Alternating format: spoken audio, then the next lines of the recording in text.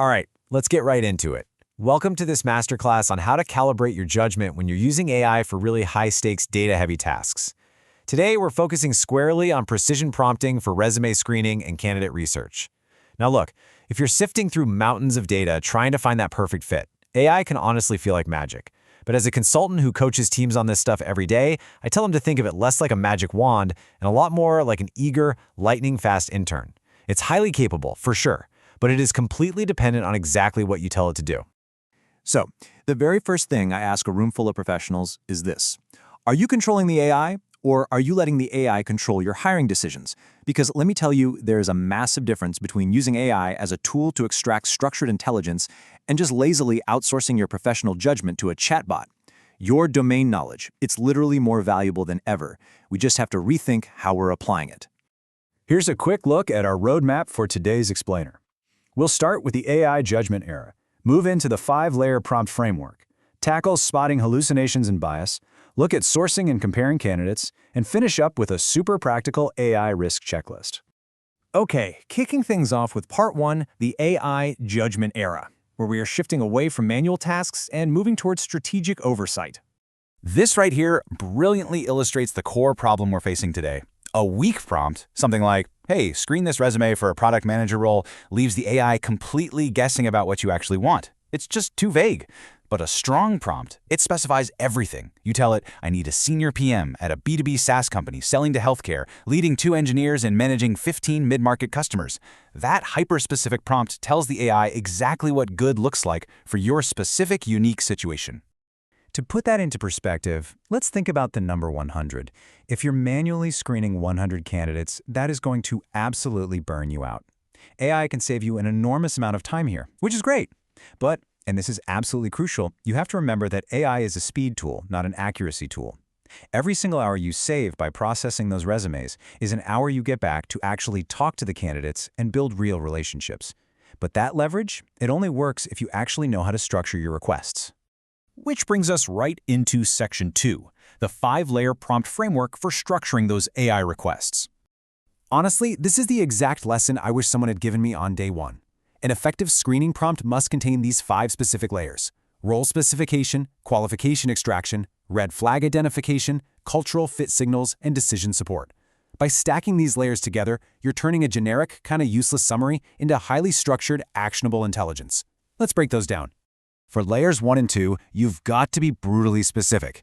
Don't just type in back-end engineer. No, say you need a senior back-end engineer for a Series B fintech company building payment processing infrastructure. Tell the AI exactly which qualifications are your absolute must-haves versus your nice-to-haves. And demand structured output. Ask for bullet points, not those long, rambling paragraphs. You want to be able to scan and compare candidates at a glance, right?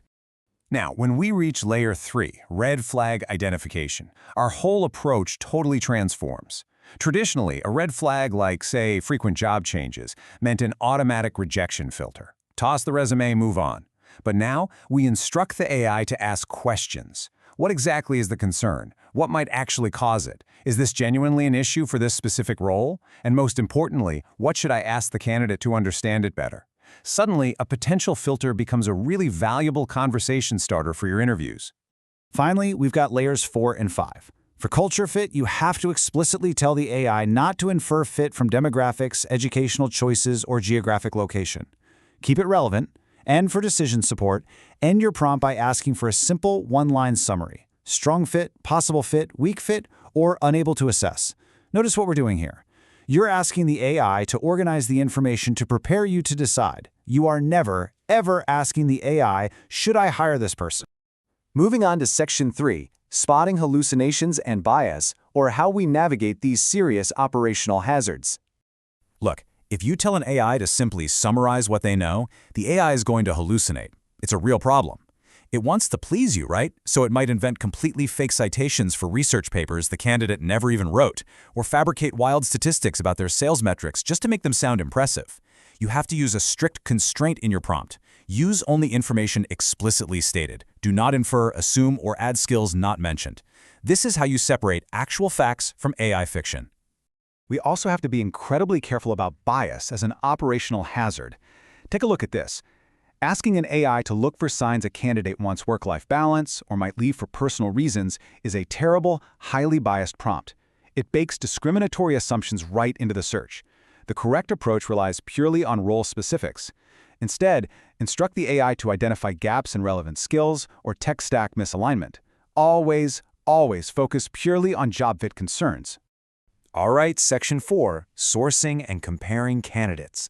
This is all about gathering intelligence at scale. You can actually use AI to safely research public profiles to get a leg up. For example, if you find a candidate, let's call him Jamal, on GitHub, you can prompt the AI to quickly summarize his public repositories and figure out the exact technologies he uses most. Or if a candidate is coming from a company like Shopify, you can ask the AI, hey, what kind of scaling challenges would a backend engineer actually face in an e-commerce platform with millions of merchants? You use this intelligence to prep way smarter, more targeted interview questions.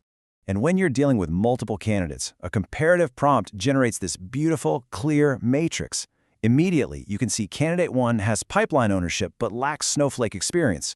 Candidate 3 has enterprise scale and Snowflake but maybe poor communication skills.